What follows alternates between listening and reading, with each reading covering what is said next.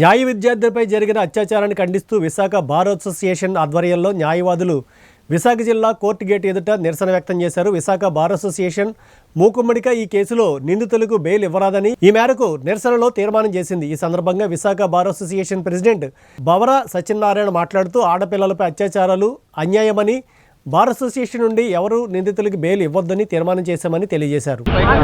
న్యాయవాద మిత్రులకు, పుర ప్రజలకు, మీడియా ప్రముఖులు అందరికీ కూడా, మీడియా మిత్రులందరికీ కూడా నమస్కారం. అయ్యా, ఇది విశాఖపట్నంలో దుర్దినం.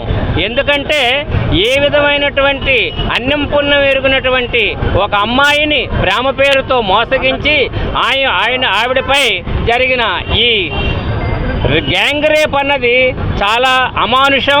అసలు స్త్రీలకు రక్షణ లేని పరిస్థితి వస్తూ ఉంది. కాబట్టి దోషులు ఎవరైనా, ఎంతటి వారైనా తక్షణం వారి మీద చర్యలు తీసుకొని కఠినంగా శిక్షించాలని, సత్వర న్యాయం వారికి జరగాలని చెప్పేసి ఈ ధర్నా కార్యక్రమం ద్వారా విశాఖపట్నం బార్ అసోసియేషన్ వాళ్ళని కోరుకుంటూ ఉన్నాం. ఇంతమంది మన మీడియా ప్రముఖులందరూ వచ్చినందుకు చాలా సంతోషం సార్. ఈ విషయాన్ని ప్రతిసారి ఎప్పుడైనా ఏ విధమైన సమాజంపై అన్యాయం జరిగితే విశాఖపట్నం బార్ అసోసియేషన్ న్యాయవాదులందరూ కూడా ముందుండి ఈ నిరసన కార్యక్రమాలు చేయడం మీకు తెలియంది కాదు. గతంలో ఈ ల్యాండ్ టైటిలింగ్ యాక్ట్ విషయమై కూడా మీరందరూ మాకు ఆ విధంగా సహకరించారు. అనేక దుర్బుద్ధి కానివ్వండి, లేకపోతే ఇతరత్ర ఆలోచనలు కానివ్వండి ఏర్పడే అవకాశాలు ఉన్నాయి. కాబట్టి ఓటీటీ ప్లాట్ఫామ్లో అశ్లీల దృశ్యాలు ప్రసారం చేయకూడదు. అంతేకాకుండా ప్రతి కాలేజీలోనూ, హై స్కూల్లోనూ కూడా ఆడపిల్లలకు కానివ్వండి, మగపిల్లలకు కానివ్వండి కౌన్సిలింగ్ క్లాసెస్ కండక్ట్ చేయాలి. ఒక ఆడపిల్ల పైకి వెళ్తే ఎలా ఉండాలి, ఎన్ని జాగ్రత్తలు తీసుకోవాలి, ఎలాంటి చర్యలు తీసుకోవాలి అన్నది కూడా వాళ్ళకి తెలియచెప్పాలి. అలాగే మగపిల్లలకు కూడా ఆడపిల్లల పట్ల ఎలా ప్రవర్తించాలి, ఎలా గౌరవించాలి అన్నది కూడా మనం కాలేజీ స్థాయిలోనూ, హై స్కూల్ స్థాయిలోనూ వాళ్ళకి నేర్పించాలి. ఇది గవర్నమెంట్ ప్రత్యేకంగా దీని మీద శ్రద్ధ పెట్టి దాని గురించి ఆలోచించాలని చెప్పేసి ఆల్ ఇండియా లాయర్స్ యూనియన్ తరఫున మేము కోరుకుంటున్నాం.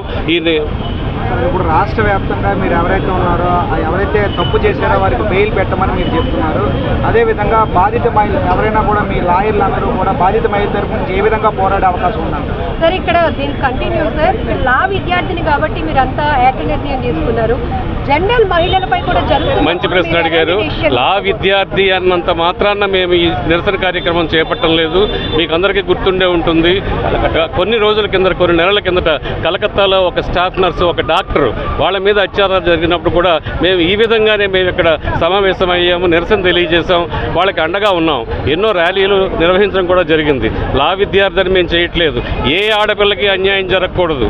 న్యాయ విద్యార్థి కానివ్వండి, మెడికల్ కానివ్వండి, ఏ విద్యార్థికి కూడా, ఏ ఆడదానికి కూడా అన్యాయం జరగకూడదు.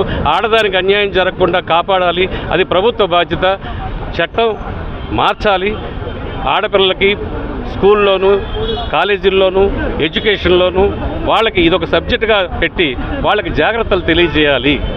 అది మా డిమాండ్.